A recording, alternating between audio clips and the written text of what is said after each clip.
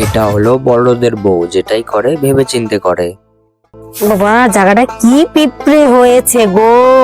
যাই উনুন করব, যাই ঘর থেকে কি কেরোসিনের বোতলটা নিয়ে এসে পিঁপড়ে গুলোকে মারি।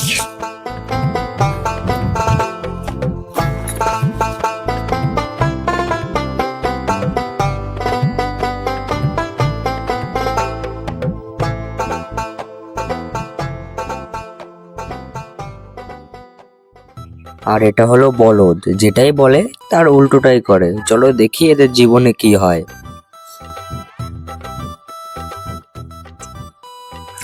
কি গো, কেরোসিন তেলটা একটু ঢালো, আমি একটুখানি কাজ আছে সেরে আসি। ধরো।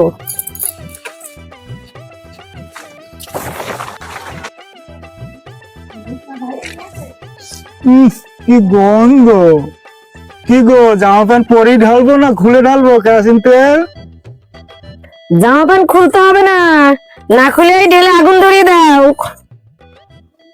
কি গো, বসে ঢালবো না দাঁড়িয়ে ঢালবো? একটুখানি তেল ঢালবো, যত নাটক আরম্ভ করেছে। বসে বসেই ঢালো।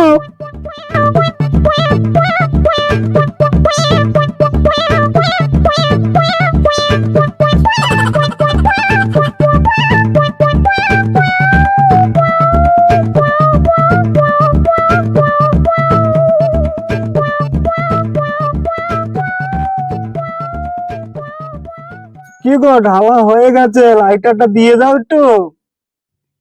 লাইটার রান্নাঘরে আছে, এনে ধরিয়ে দাও।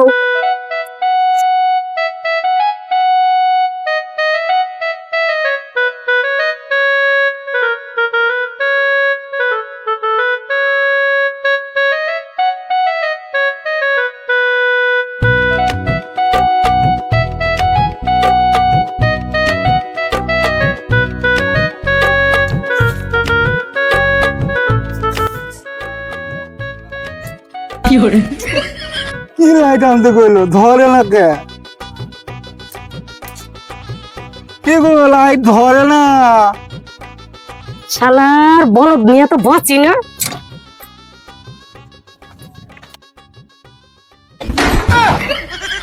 যখন ধরে না। কালকে আমি রেশন থেকে তেলটা আনছি, তোমারে কইছি পিঁপড়ার গায়ে একটু একটু করে তেলটা ডাইলা পিঁপড়া গুলো মারো। তুমি নিজের গায়ে ডাইলা তেলটা বইয়া রইছো। তাহলে এখন কি করবো, কয়া দে, গায়ের থেকে তো গন্ধ হইতাছে। জামাটা খুলে সাবান ডালো গা।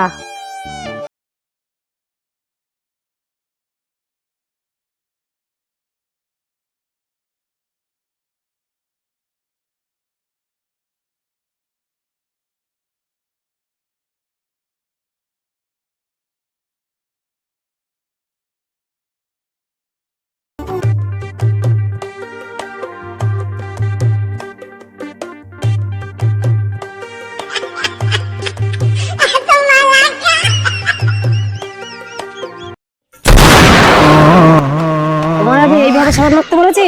জামা প্যান্ট খুলে তো আবার সাবান মাখো।